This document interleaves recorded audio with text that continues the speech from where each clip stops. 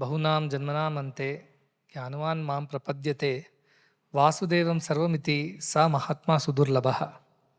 After several lifetimes of tapas and surrender, finally one comes to this point in the lifetimes of one's existence that one surrenders and sees the divine in everyone, in everything.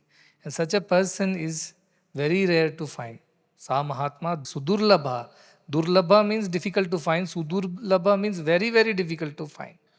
It is the effort, spiritual effort and sacrifice and surrender of several lifetimes that has brought our Narasimha Murthy ji to this stage where he has no other desire than to merge in the divine and be done with these cycles of birth and death.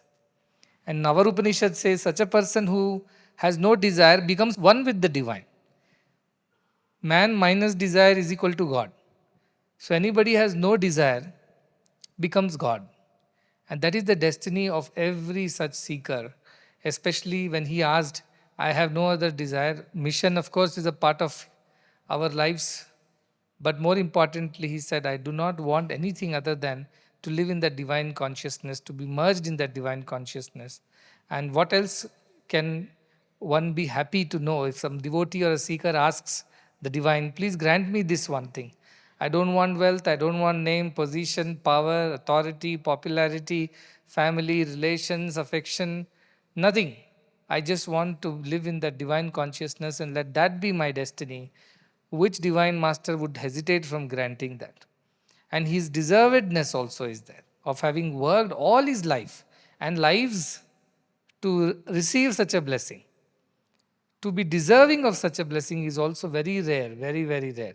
Everybody asks, please grant me moksha without even knowing what they're asking for. This absolute desirelessness is the key to attaining liberation. There is no other way. Nanya pantha. There is no other way. And I'm so happy. I did not want to reveal to him that we have planned the homas and yajnas because though he says such things, but I thought he may not like it because he never encouraged that by being done by anybody, including his own kith and kin. So I said he will unnecessarily get troubled and then he will come and seek that we should not have such an event. Therefore, I did not tell him at all. I take him that way for granted that he will not refuse whatever I say. And so I went ahead with the program. And I'm so happy that all his, so to say, family members, those who are related by blood, they all are here. Many of them are here. Many were there in the morning. Many could not come, but they have witnessed whatever has happened. And so many of his other family members by prema sambandha, not rakta sambandha, which are his students and the Tyagajivis, they are also here.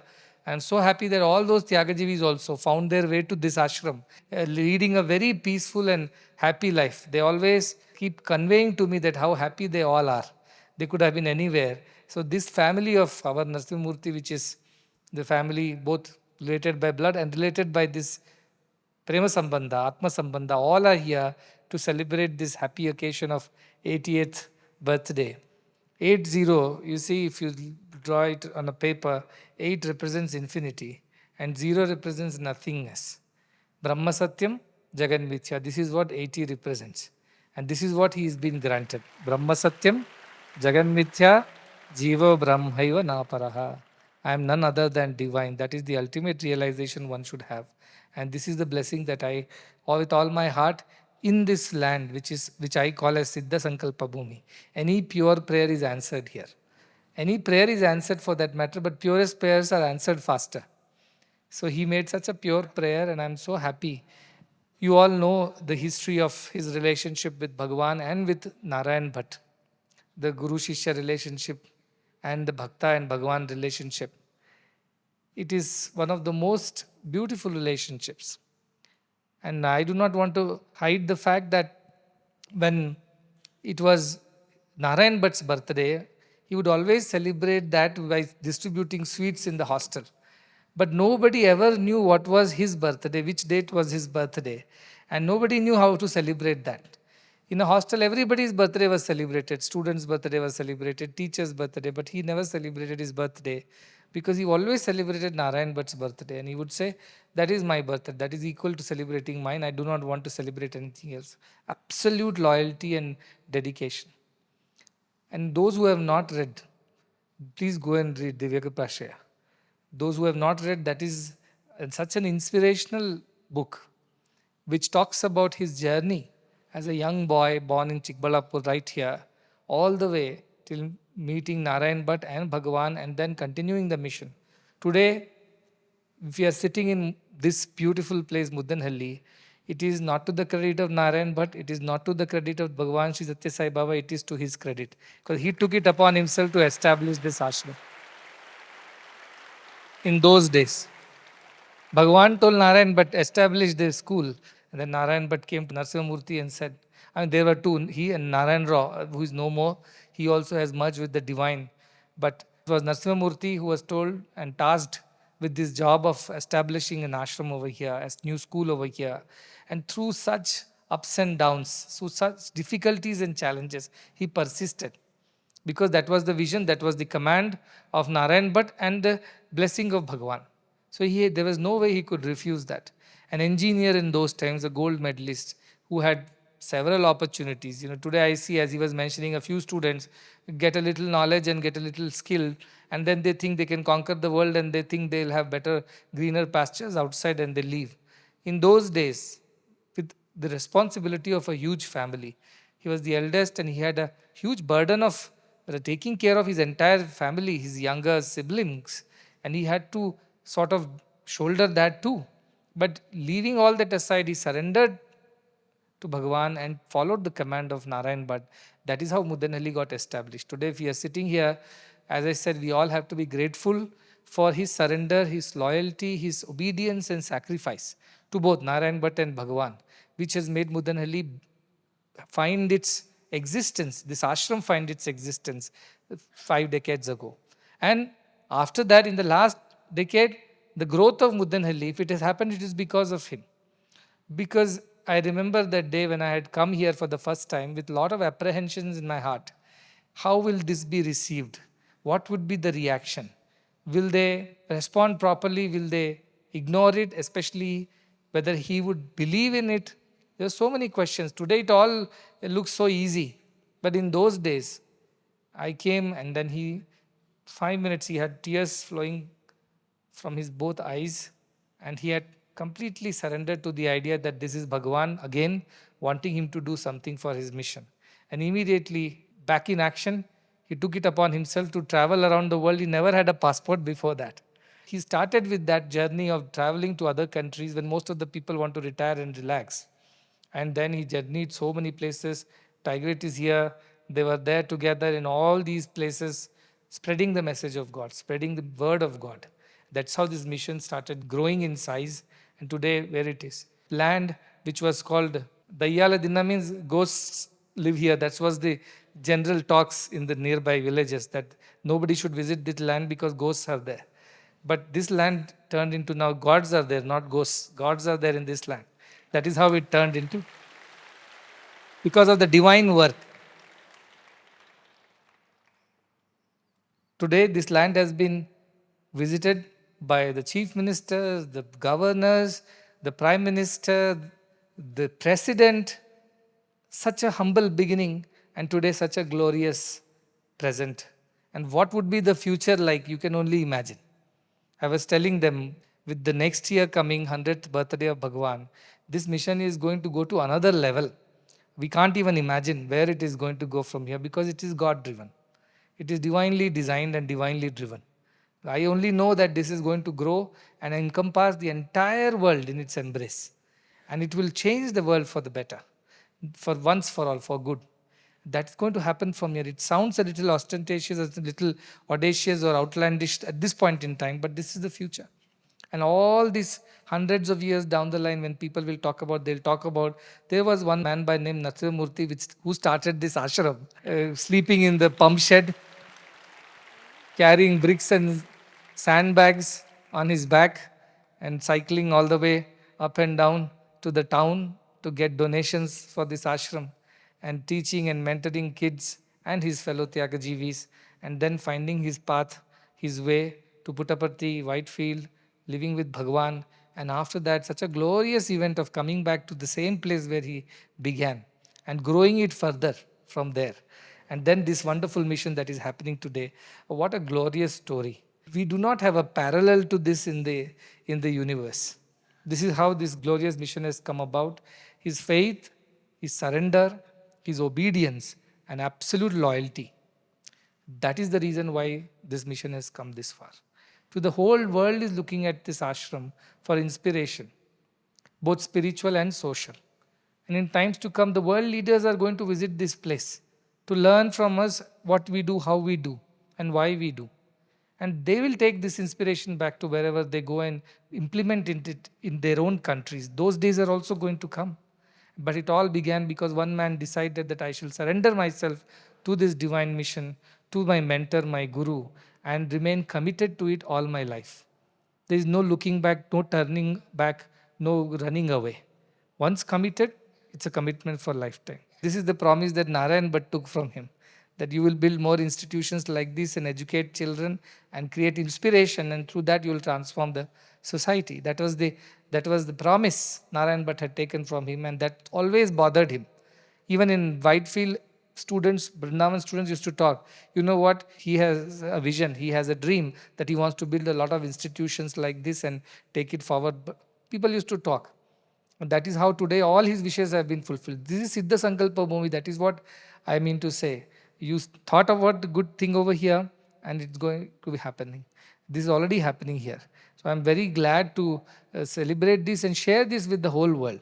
See, world needs inspiration. World needs examples. World needs heroes, spiritual heroes, who can be celebrated and who can be examples and inspiration for the younger generation.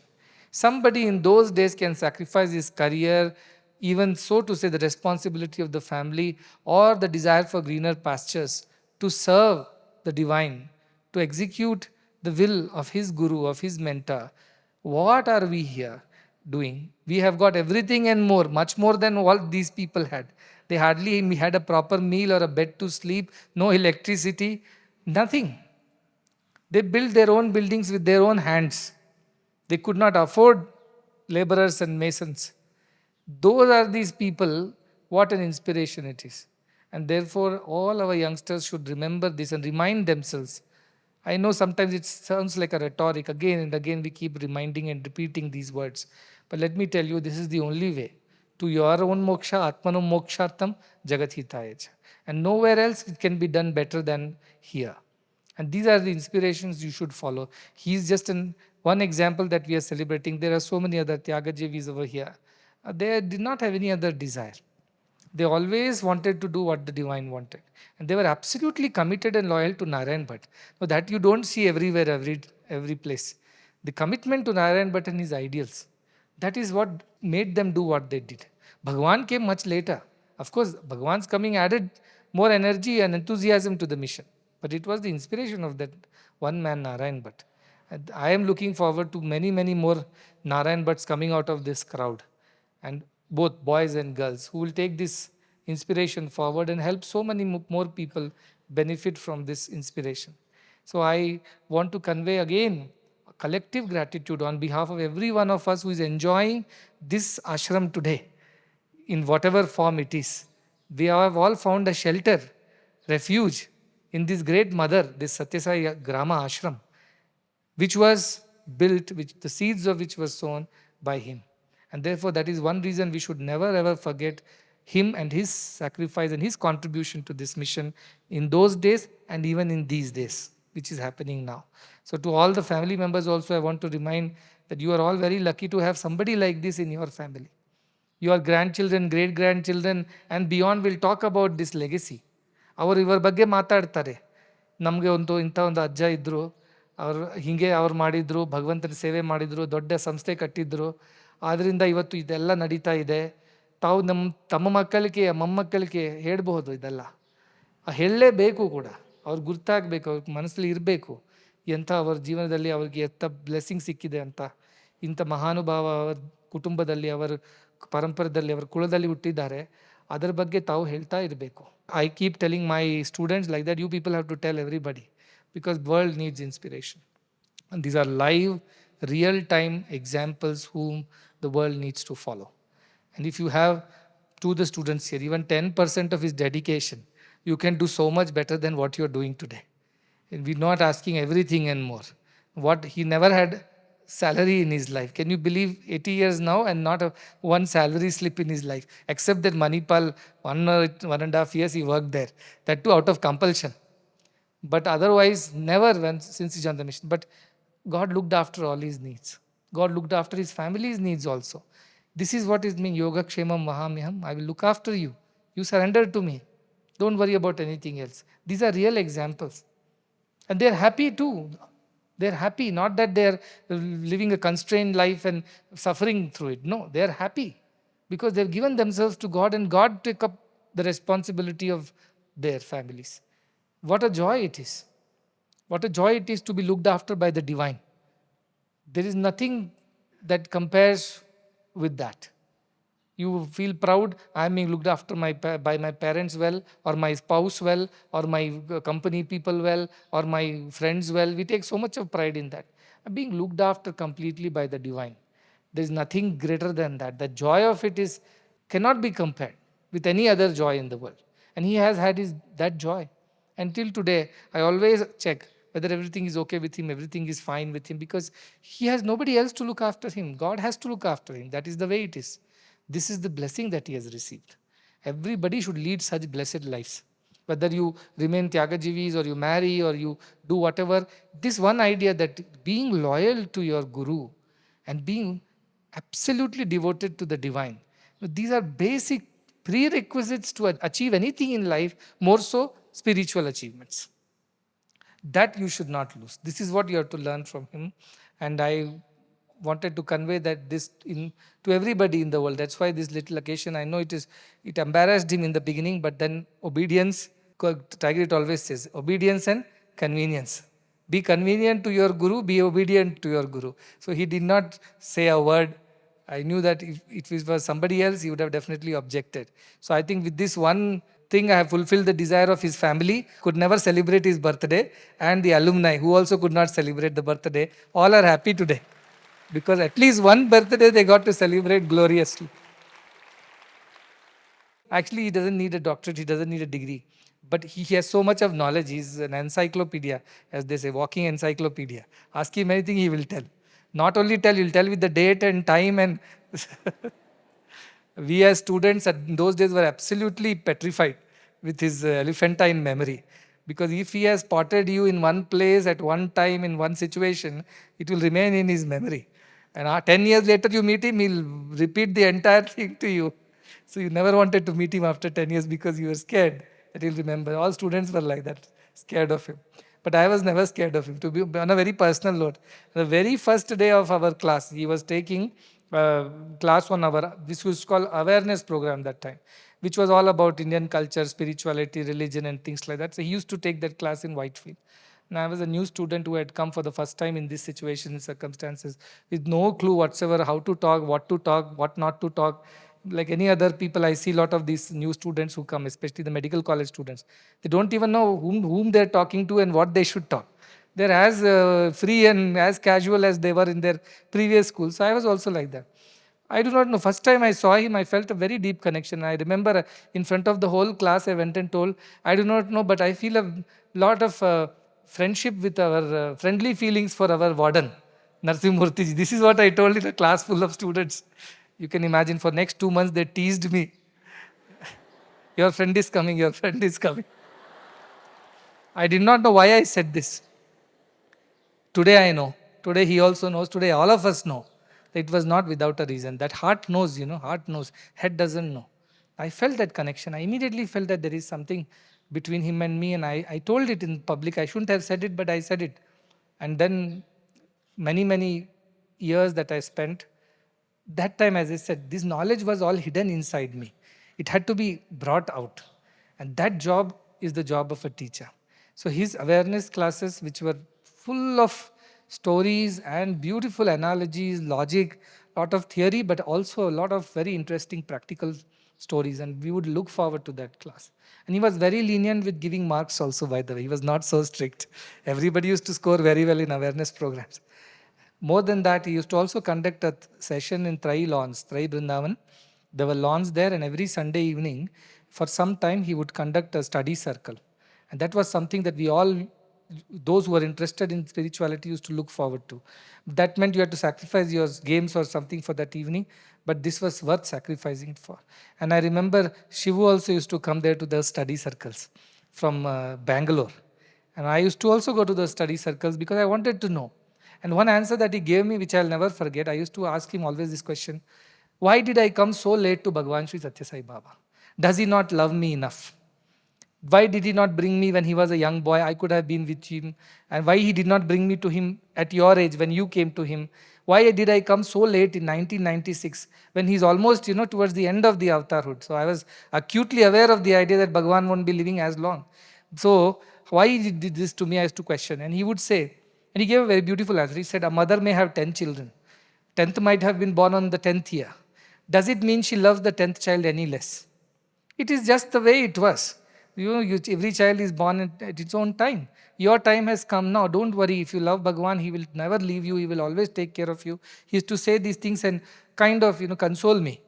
And today it all has come to pass. See, Bhagwan looked after me much better than anybody else. Though I came much late in the sequence of things. But the way it has happened.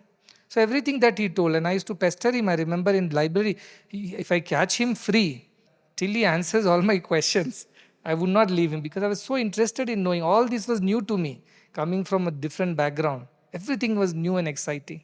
So I'll keep asking him, why this, why God created, why karma, why papa, why punya, what happens at the end. All kinds of questions I would ask him, and he would patiently answer because he saw a seeker in me then. And he would answer all my questions patiently until I was satisfied. He would not give up. He will also try to explain as much as possible. But this kind of mentorship was needed for any seeker to grow and blossom into a master later. These seeds were sown then. So Bhagavan brings us all together for a reason. If we are all sitting in this hall today, there is a reason behind it. It does not happen just like that. We have something to learn from each other. We have something to give each other and also receive from each other. In the process, grow together. That is the idea why we are all here, why Bhagavan puts us all together. So never complain and cry about why things happen this way or that way. For everything there is a reason. And the reason is our spiritual evolution. We all grow today. It is not easy, but it is the way. It is the only way to reach our destination. And we have a live example of people walking this path. Let us follow them. Let us follow them and we also reach our destination. This is why personalities are like him are to be celebrated. And I look forward to many more years of his presence with all of us so that he continues to inspire people, continues to guide them, continues to motivate them. And I can continue to celebrate such birthdays in the coming times also. With a lot of our love and collective gratitude on behalf of all the devotees, especially those who are a part of this mission now, which is different from what it was before. They all owe it to him. He accepted it, though he had the authority to reject also. He accepted, surrendered, submitted, and obeyed. Until date, he does that. This is what keeps this mission going. And hundreds of those who do this every day, they keep this mission going. To all of them, my heartfelt blessings and my complete, whatever God has bestowed, whatever power and authority in me, by virtue of being Sadguru, I bless that he attains what he has asked for, that he lives in that divine consciousness all the time and experiences that divine joy in every waking moment and every sleeping moment is filled with that divinity, and may that divinity inspire many more. With these words of blessings, I conclude wishing him a very, very happy 80th birthday, and may Shatamanam Bhavati Shatayuhu Purushas Shatendriye Ayushyevendriye Praditishthati. May you live 100 years, may you live in healthy body with all your limbs intact and vibrant and full of vigor. With these blessings, I conclude.